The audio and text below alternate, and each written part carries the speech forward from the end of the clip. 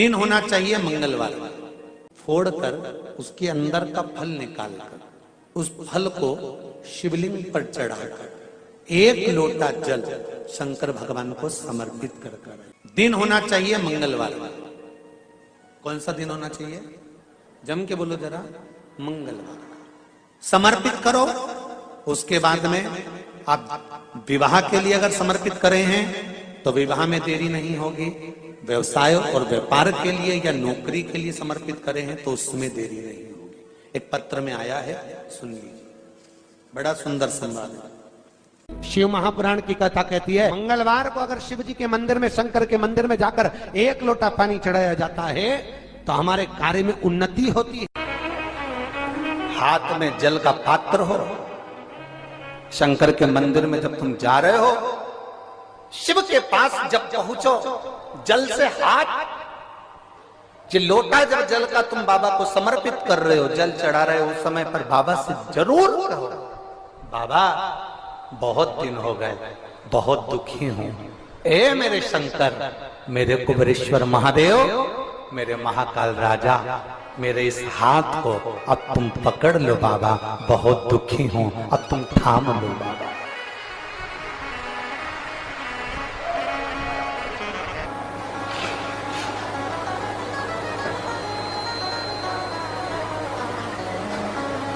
शिव महापुराण की कथा यहां तक कहती है कि यदि आप कोई मंत्र, साधना, व्रत, उपास कुछ भी नहीं जानते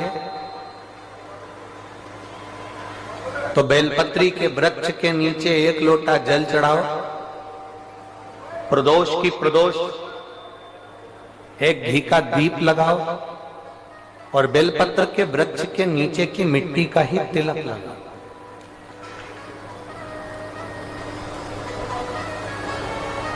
बेलपत्र के वृक्ष के नीचे की ही मिट्टी का तिलक। कथा हमको कहती है कि भगवान कभी भी सामग्री का भूखा नहीं रहा, भगवान भोलेनाथ भाव का भूखा रहा। भगवान शंकर को रिझाने के लिए सामग्री की जरूरत नहीं है। कोई चीज तुम पशुपति व्रत करने के लिए गई हो, थोड़ा सामान तुम्हारा घर पर छूट गया, मान लो तुम्हारा कंकु, रोली, मोली, चंदन, हल्दी कुछ घर पर छूट गया, बस एक चीज ना छूटे, जो 6 दिए हैं वो और प्रसाद के 3 हिस्से।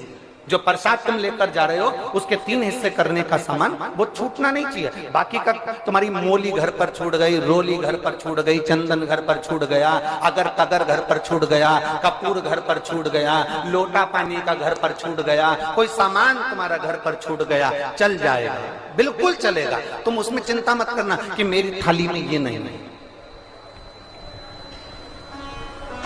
गणगौर की पूजन करने जाती हैं माताएं, इधर गणगौर होती है कि नहीं होती हमको नहीं मालूम।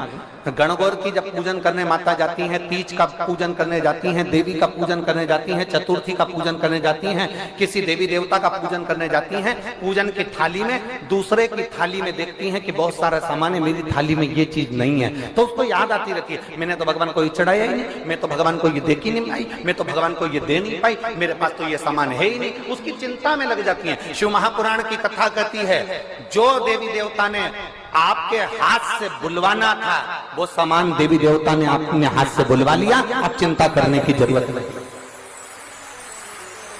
आप ये टेंशन मत लो कि मेरी थाली में ये नहीं है, मेरी थाली में ये है, ना ना, आप तो भगवान के भरोसे छोड़ दो कि तूने जो कहा मैं वो लेकर आ गई, तूने जो मुझे बुद्धि दी उस बुद्धि से मैं लेकर आ गई, तूने जो मुझे आज्ञा करी मैं वो लेकर पहुंच गई। अब मेरे पास में ये नहीं कि मैं ये भूल गई, मैं ये रह गया।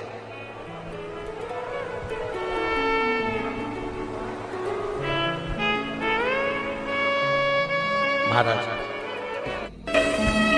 कोई व्यापार नहीं चलता हो, दिक्कत आ रही हो तो हनुमान जी के दूसरे नंबर का भाई गतिमान का स्मरण करो, हनुमान जी के उल्टे पांव का सिंदूर लाकर गतिमान का नाम लेकर स्वस्तिक बना दिया जाए व्यापार वाली जगह पर, तो व्यापार अच्छा चलने लगता है। महाराज, कोई व्यक्ति पैसा खा गया, नहीं दे रहा, बहुत परेशान हो गए, मांग मांग कर दे गए, नहीं दे रहा, हाथ जोड़ लिए, पांव जोड़ लिए, सब कुछ कर लिया, नहीं दे रहा, तो हनुमान जी के तीसरे नंबर का भाई रतिमान, रतिमान, गतिमान रतिमान, रतिमान का नाम लीजिए, पीपल के पत्ते पर लाल सिंदूर से जो व्यक्ति पैसा लेकर गया उसका नाम लेकर बहते हुए पानी में अपनी कामना कर रतिमान का नाम लेकर छोड़ दीजिए। 15 दिन में रतिमान ऐसी उतावली मचाता है कि उसको हाथ जोड़कर वो खुद फोन लगाकर बोलता है भैया तेरा मैं पैसा लौटा दूंगा।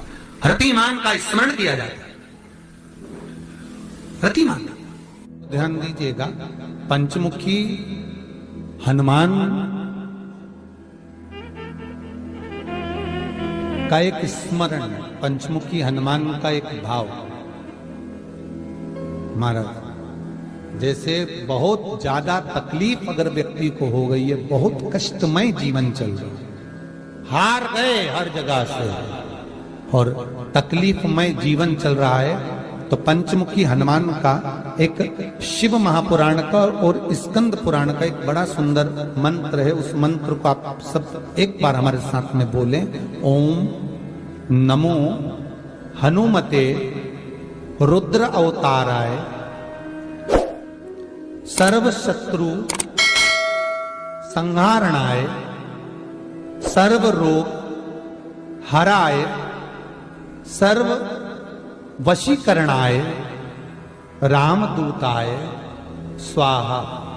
बस इस मंत्र को हाथ में काली तिल लेकर, एक जौ लेकर और गूगल लेकर, थोड़ा सा इसमें गाय का घी डालकर, कंडे को या अग्नि को जलाकर इस मंत्र का 11 बार 21 बार जाप कर कर अपनी कामना कर कर छोड़ दीजिए। कैसा भी रोग हो, बीमारी हो, कष्ट हो, दुख हो, तकलीफ हो, 21 दिन के अंदर वो आनंद आना प्रारंभ कर देता है। इस मंत्र, स्कंद पुराण का, शिव महापुराण का यह मंत्र मूल पंचमुखी हनुमान सुख देंगे। और एक और चीज याद रखिए महाराज,